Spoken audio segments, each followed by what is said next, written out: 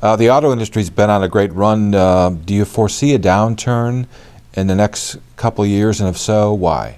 Well, the business really runs in about 7-year cycles. And since the Great Recession, we're actually a little over 7 years. I expect a slowdown starting to pick up speed this fall. It's just inevitable.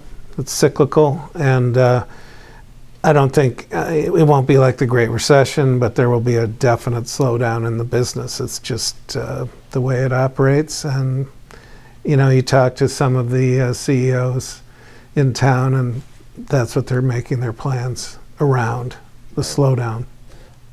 Which companies do you think are best positioned to withstand a downturn in sales but remain competitive and profitable? Well, I think, Ford and General Motors in particular are better positioned. FCA is a little questionable. I mean, they're posting gaudy sales numbers for Jeep and the trucks, but in fact, their operating margins are really below par, way below par. And I think CEO Sergio Marchionne is making a lot of noise trying to make deals with tech companies and autonomous, explorations, because it can't continue the way it is. If there's a serious downturn, FCA is going to be in trouble. I really believe that now Sergio believes he can make a deal with the autonomous platform with some Silicon Valley company, and that will ensure the company's survival. I'm not so sure. I think one scenario that I keep revisiting is that he will be forced to part out the company if things don't go his way. And in this business, things don't always go your way. I mean, Sergio should know that more than anyone, since he's promised the rebirth of Alfa Romeo in the U.S. for 5 years now, and he's not even close. So, a doomsday scenario for FCA is they sell Jeep and they sell the truck brand. And, when the Obama administration sold Chrysler to Fiat, to Sergio, all in, it was $6 billion, which was the steal of this or any other century in automotive terms. The Jeep brand alone now, I would guess, is somewhere between 8 and 10 billion. So conceivably, he could make a deal. And the Ram truck brand, I'm thinking, is worth around 5 billion.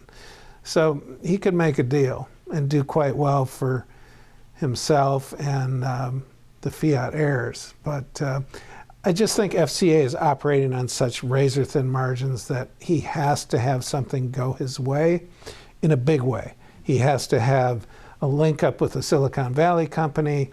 It has to be beneficial to him. It can't be something that's sort of, all right, we'll play in this space for a little while and then walk away. He's going to need some definitive meat to this. And now people have asked me, what about Google and their presence here? In new office, John Krafcik is running their auto space.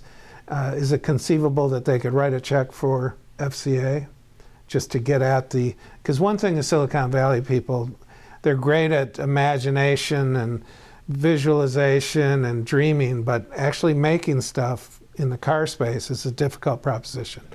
So another scenario is Google writes a check for FCA, at least the C of FCA, and walks them out of the business and just takes it over. Krafcik runs the car part of it while tuning up their autonomous car platform. That's another scenario. Which companies really stand out in terms of trying to weather the next downturn and still be able to present desirable products and fill their pipelines, bring them to market relatively quickly? Well, of course, in GM's case, the bankruptcy eliminated the heavy debt, and so they're better positioned in that regard. The company is much smarter. They are much more savvy in their product mix.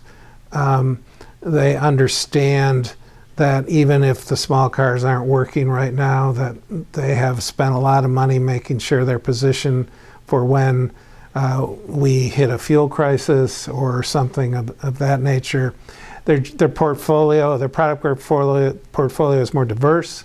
They have definite movement into electrics, hybrids, and of course their latest making a lot of noise in autonomous. I just think the company and their cost structure is much more manageable. Labor costs. Yeah.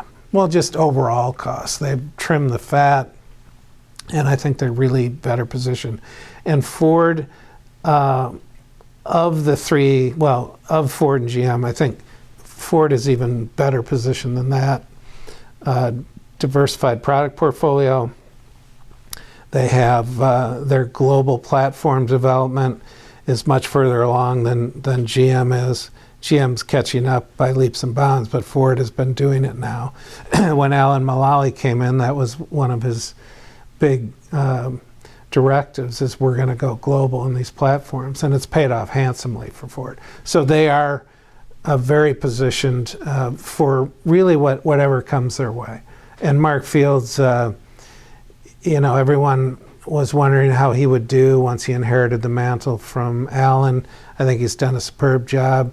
He's got a really top drawer management team, and they're focused. And so I think Ford and GM are much better positioned for rough seas when they come.